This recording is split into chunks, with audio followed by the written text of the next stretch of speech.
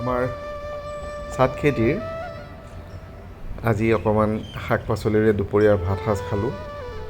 ৰাতিপুৱাই পুঁই শাক ছিগিছিলোঁ, পুঁই আগবিলাক, আৰু তাৰ লগতে লেচেৰা কেইডালমান, ভাত কেৰেলা দুটামান পালোঁ, ভাত কেৰেলা, আৰু মধুসোলেঙৰ পাত ছিগিলোঁ। মধুসোলেং অকণমান টেঙা হয়।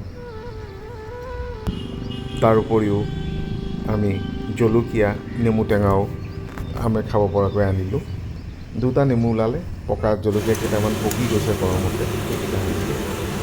এনেদৰে যা যোগাৰখিনি কৰি আজি দুপৰীয়া ভাত সাজ আমি ঘৰৰ শাক পাচলিৰে খালোঁ। ভাত কৰিছিলোঁ মচুৰ দাইল, ঘৰৰ কোমোৰা পাতেৰে কঁঠাল গুটি খাৰ কৰিলে। মায়ে পুঁই শাকৰ চৰচৰিখন বৰ ধুনীয়াকৈ কৰে।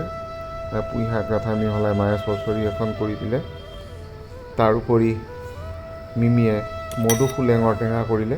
আজি মঙলবাৰ, আমি নিৰামিষ খাওঁ, মধুসোলেঙৰ মচুৰ দাইলৰ সৰু সৰু বৰেৰে টেঙাখন কৰিলে। এই মচুৰ দাইলৰ বৰটো আচলতে বনোৱাৰ এটা টেকনিক থাকে এইটো কৰাৰ, কাৰণ বৰ ডাঙৰ হ'লে টেঙাৰ আঞ্জাটি ভালকৈ ঢিলা নহয় আৰু টান টান হৈ থাকে। সেইকাৰণে ভাজি পেলাই অকণমান পানীত তিয়াই থয়, আৰু সৰু হ'লে ই বৰ ধুনীয়াকৈ টেঙাৰ আঞ্জাখন ইয়াৰ ভিতৰত সোমাই যায়।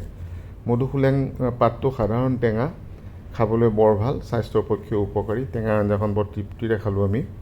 ঘৰৰ নেমু, ঘৰৰ জলকীয়া,